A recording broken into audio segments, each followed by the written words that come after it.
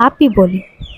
تو اللہ پاک نے پہلی آیت میں سمجھایا کہ جو اچھے بچوں کو اچھی عادات اور لوگوں کی اصلاح کے کام سے روکتے ہیں وہ کبھی اپنی مشن میں کامیاب نہیں ہوں گے، جیسے کہ ابو لہب نہیں ہوا۔ اللہ کا پیغام ہر حال میں پہنچ کر رہے گا۔ جانتے ہیں بچے اس کے ساتھ کیا ہوا؟ بچوں نے نہیں میں سر ہلایا۔ آپ ہی نے دوسری آیت بتا کر اس کا انجام بتایا۔ ما اغنى عنہ مالہ وما کسب، اور نہ کام آیا اس کا مال اور نہ ہی اس کی کمائی، یعنی کہ اولاد۔ ابو لہب مکہ کا مالدار شخص تھا۔ یہ قریش کے چند آدمیوں میں سے وہ آدمی تھا جن کے پاس ڈھیروں ڈھیر سونا ہوتا تھا، اور اس مال کی وجہ سے اس میں تکبر آ گیا تھا اور اپنے آپ کو بہت بڑا سمجھتا تھا۔ یہ کہتا تھا کہ میرے پاس مال ہے اور میرے پاس اتنے بیٹے ہیں، لہٰذا میں کچھ بھی کر سکتا ہوں اور کسی کو بھی ہرا سکتا ہوں۔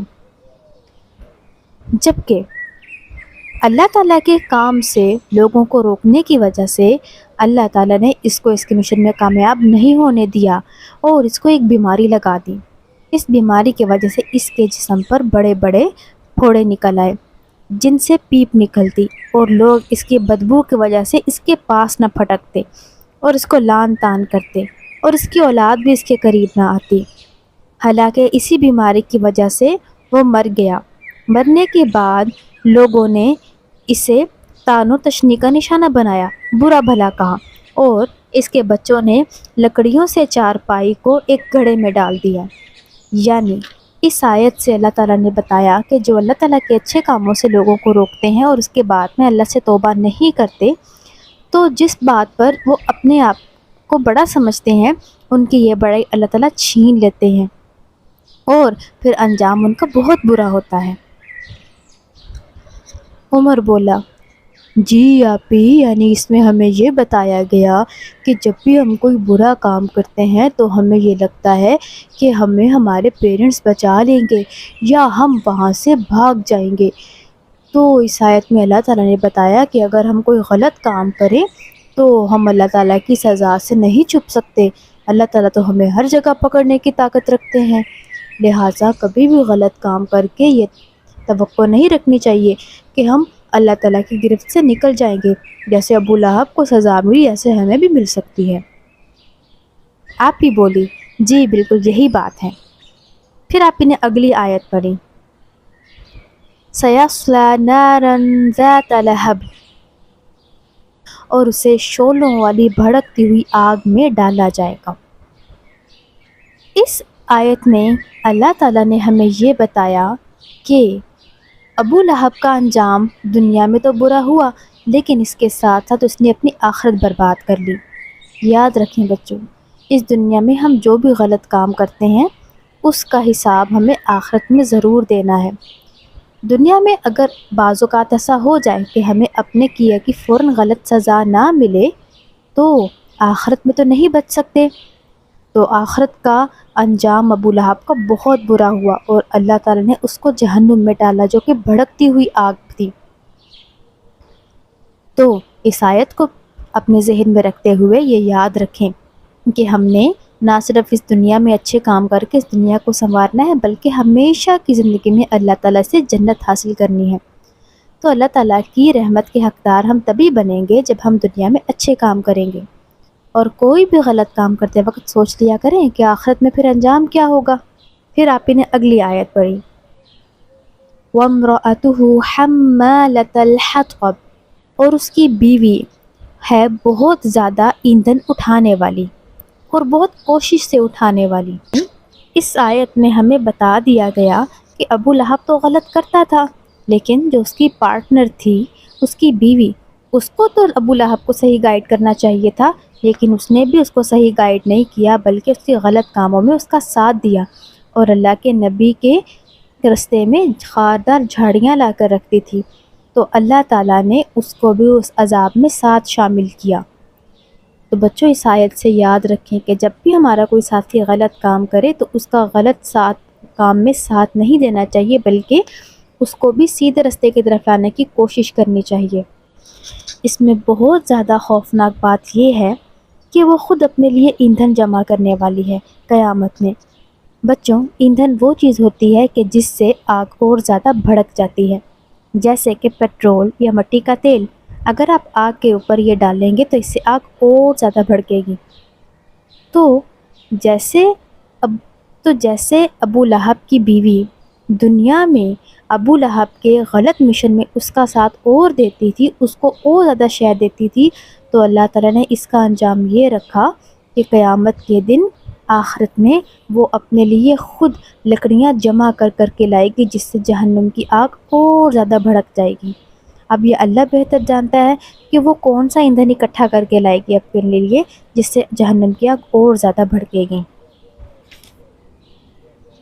ایک بچہ بولا، آپ بھی مجھے سمجھ آ گئی، اس میں اللہ تعالیٰ نے یہ بتایا ہے نا کہ جیسے وہ دنیا میں بہت زیادہ محنت کر کے اپنے اللہ کے نبی کے لیے ایندھن جمع کرتی تھی، وہ دراصل خود اپنی آخرت کے لیے وہ ایندھن جمع کر رہی تھی، یعنی وہ دوسروں کے لیے برا چاہ رہی تھی، لیکن اللہ تعالیٰ نے دراصل اس کی اپنے ہی گلے اس کی برائی ڈال دی۔ آپ ہی بولی، ہاں جی ایسی ہی بات ہے، اور آپ کو پتہ ہے اس میں ایک ہڈن میسج بھی ہے، ایک خفیہ پیغام بھی ہے۔ ایک بچہ فوراً بولا، وہ کیا ہے؟ آپ ہی بولی، حملت الحطب ایک عربی محاورہ ہے، جیسے ہمارے ہاں بولے جاتے ہیں، مثلاً انگور کھٹنے ہیں اور چور چوری سے جائے ہیرا پھیری سے نہ جائے۔ ایک بچہ بولا، آپ ہی یہ تو ہم نے سنے ہیں لیکن ان کا مطلب نہیں پتہ۔ آپ ہی بولی، میں ابھی آپ کو ان محاوروں کا مطلب تو نہیں سمجھاؤں گی، لیکن یہ ضرور بتاؤں گی کہ محاورہ ہوتا کیا ہے۔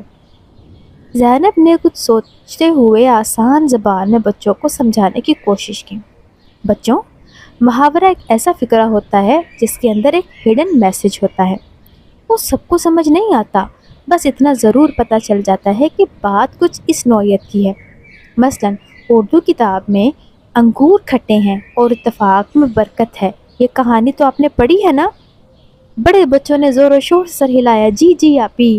عادل اور اس کے دوستوں سمیت آذان اور اس کے دوستوں نے بھی بولا، آذان بولا، جی آپی مجھے پتہ ہے، جب وہ لومڑی بھوکی ہوتی ہے، انگور کھانے آتی ہے، انگور کی بیل بہت اونچی ہوتی ہے، وہ پہنچ نہیں پاتی، جب ہار جاتی ہے چھلانگے لگا لگا کر، تو آخر میں اپنی ہار کو ماننے کی بجائے وہاں تک پہنچ نہیں سکتی، وہ انگوروں میں ہی عیب نکالتی ہے کہ چھوڑو یہ تو انگور ہی کھٹے ہیں، میٹھے ہوتے تو کھا لیتی۔ آپ بھی بولی، جی بالکل، یعنی کہ انگور کھٹے ہیں کے پیچھے ایک پوری سٹوری ہے، اور اگر انسان کو کوئی چیز اچھی لگے اور اسے لینا چاہے پھر نہ لے پائے تو اس میں نقص نکالتا ہے۔ ایک بچہ بولا، ہاں آپی، ہمیں ایک شاپ پہ ایک جیومیٹری باکس بہت پسند آیا، لیکن اس کی پرائس بہت زیادہ تھی۔ جب انکل نے پوچھا یہ پیک کر دوں تو میں نے اور میرے دوست نے کہا، نہیں انکل، اس کا کلر ذرا ڈل ہے، ہمیں رنگ پسند نہیں آیا۔ دوسرا بچہ بولا، مطلب کہ جیومیٹری کھٹی ہے، اور سب بچے کھلکھلا کر ہنسنے لگے۔ آپ ہی بولی، جی آپ نے بہت اچھا سمجھایا۔ اب اس آیت میں حملت الحطب ایک محاورے کے طور پر استعمال ہوتا ہے، اور اس کا مطلب ہے جو بہت زیادہ چغل خور ہو، اور یہاں میل کی بجائے فیمیل یعنی عورت کی طرف اشارہ ہے، کیونکہ ابو لہب کی بیوی چغل خور تھی۔ ماہرہ بولی، آپ ہی یہ چغل خور کیا ہوتا ہے؟ آپ ہی بولی، چغل خوری کہتے ہیں کہ آپ نے کی ایک بات سنی اور دوسرے کے بارے میں کوئی بات اچھی یا بری کر رہا تھا، آپ نے وہ بات جا کر دوسرے کو اس انداز میں بتائی کہ اسے دوسرے انسان پر غصہ آ جائے، یا وہ اس کو ڈانٹے یا ناراض ہو جائے۔ ایک دم ماہرہ کی مسکراہٹ غائب ہوئی، اور اسے آج صبح کا وقت یاد آیا جب اس نے آذان کی آدھی بات سن کر عادل کو بتائی تھی تاکہ وہ اس کی پٹائی کرے یا اس سے لڑائی کرے۔ آپ ہی نے اگلی آیت پڑھی، فی جیدہا حبل من مسد، اور اس کے گلے میں موٹی رسی ہوگی بٹی ہوئی۔ یعنی ابو لہب کی بیوی جو بہت ادھر کی باتیں ادھر جا کر بتاتی تھی، شکایتیں لگاتی تھی، تو اللہ تعالیٰ اس کے گلے میں جہنم کی رسی ڈالیں گے کیونکہ وہ دنیا میں ایک کو چھپکے سے دوسرے کی بات بتاتی تھی، اسی لیے قیامت کے دن اس کو رسی سے باندھ کر قابو کر دیا جائے گا، اور وہ بھی گلے میں۔ کہا جائے گا کہ اب کر کے دکھاؤ یہ سب۔ ماہرہ کا ہاتھ نامحسوس انداز میں اپنے گلے تک گیا کہ جیسے کہیں اس کے گلے میں رسی تو نہیں ڈال دی گئی۔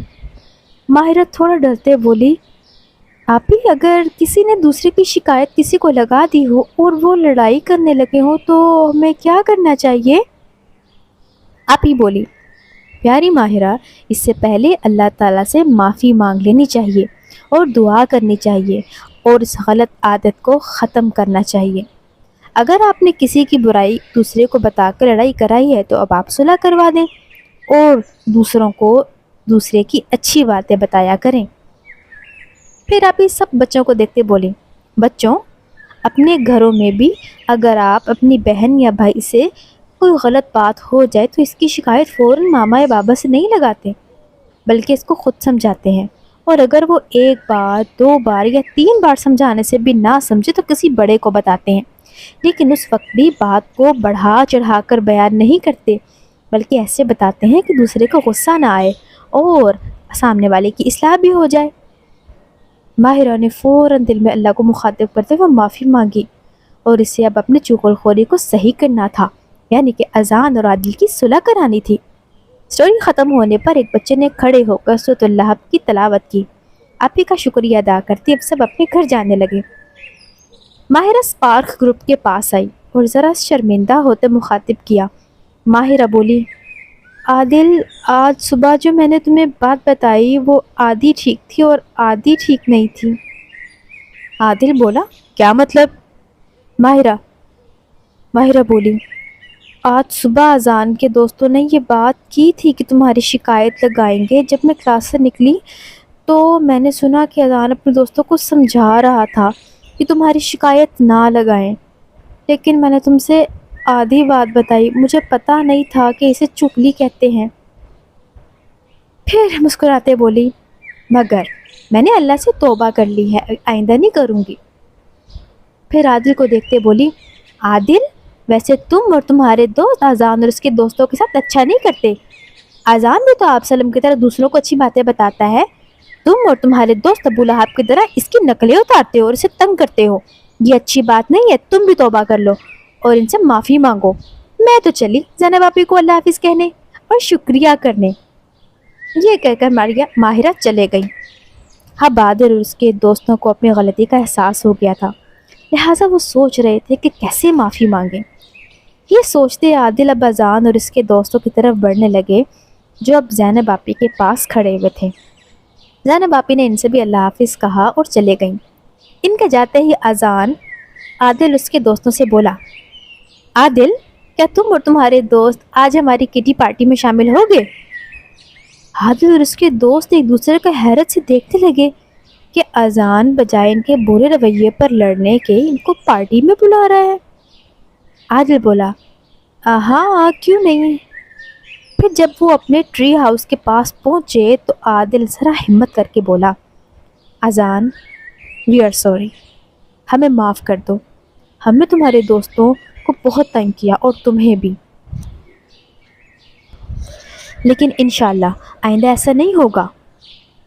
اذان اور اس کے دوست بہت خوش ہوئے، سب نے انہیں معاف کیا اور ایک دوسرے کے گلے لگے، پھر سب فرینڈز بن گئے۔ انہوں نے خوب مزے کی پارٹی کی۔ پارٹی کے دوران اذان نے عادل سے پوچھا، کیا تم شروع سے ہی ایسے شرارتی ہو؟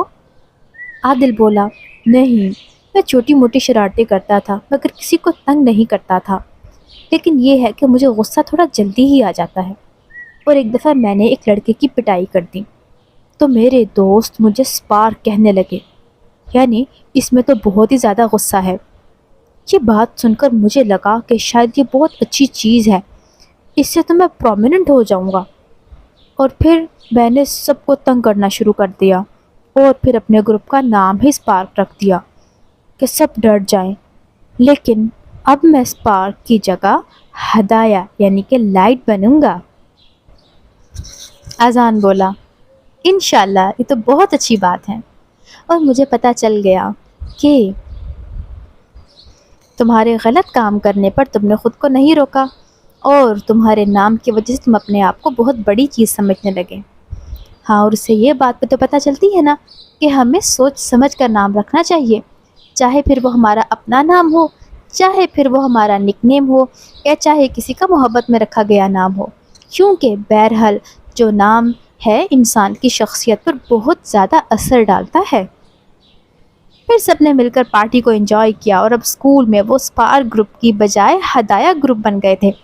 وہ سب کی مدد کرتے، اور جو اچھی بات سیکھتے وہ دوسروں کو بھی بتاتے، اور ساتھ مل کر ہر ہفتے زینب آپی سے قرآن پاک کی سٹوری سننے ضرور جاتے۔ تو بچوں، آج ہم نے سیکھا کہ نام کو ہمیشہ سوچ سمجھ کر رکھنا چاہیے، اور بچوں کو غلط القابات سے، برے ناموں سے نہیں پکارنا چاہیے، کیونکہ ان کے ناموں ہی کے متعلق ان بچوں کی نفسیات، ان کی عادت بن جاتی ہے۔ اور چغل خوری کرنا بہت بری بات ہے، اگر آپ نے چغل خوری کی ہے تو معافی مانگ لیجئے۔